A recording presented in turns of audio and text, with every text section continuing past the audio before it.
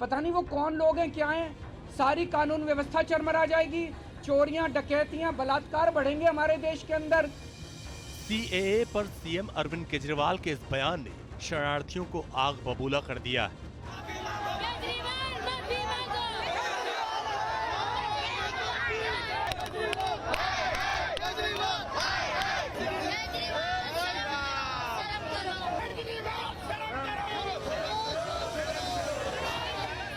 शरणार्थियों को अपशब्द कहना सीएम केजरीवाल को महंगा पड़ गया। केजरीवाल के खिलाफ सड़क से राजनीतिक हलकों तक घमासान मच गया।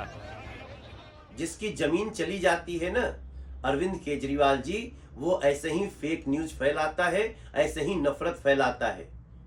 आप झूठ की मशीन तो थे ही, अब आप नफरत के मशीन हो गए हो। अरविंद केजरीवाल साहब हिंदुओं को गाली दे रहे हैं। वो पीड़ित, वहाँ उसको सहारा पाकिस्तान में नहीं मिलता, वो भाग करके हिंदुस्तान नहीं आएगा तो कहाँ जाएगा। दिल्ली में सैकड़ों की तादाद में सभी वर्गों के शरणार्थी सीएम केजरीवाल के घर के सामने पहुंच गए और जमकर प्रदर्शन किया। शरणार्थियों ने केजरीवाल के खिलाफ जमकर नारेबाजी की और माफी की मांग की। हमें हमारा धर्म वचन, हमें पाकिस्तान में जेल आए तो हमने पता है ना, केजरीवाल को तो नहीं पता होगी ना।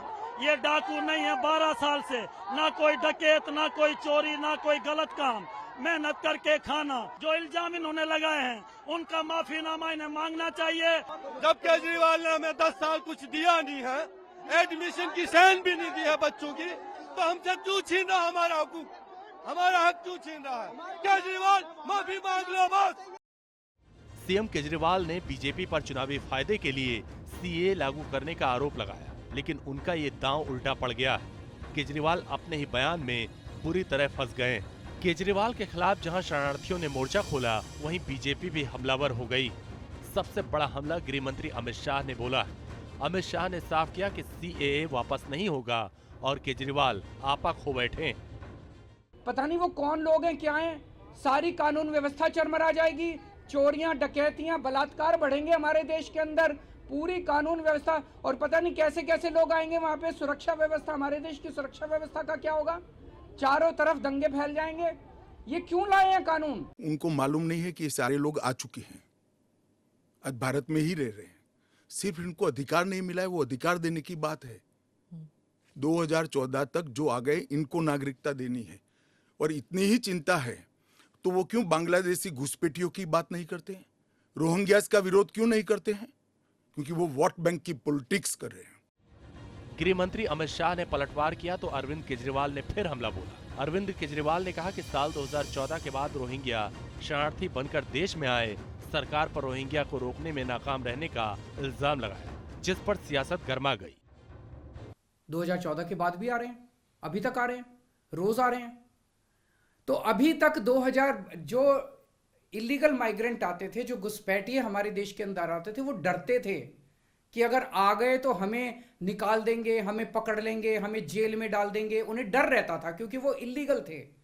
अब आप ये कानून लाके उनको लीगल बना रहे हो। अरविंद केजरीवाल का मानसिक दिवालियापन आज उनकी भाषा में नजर आता है। आप उसकी पीड़ा क्या समझोगे अरविंद केजरीवाल? जरा इन बहनों से, माताओं से जाके मिलो जिन्होंने कष्ट सहे हैं,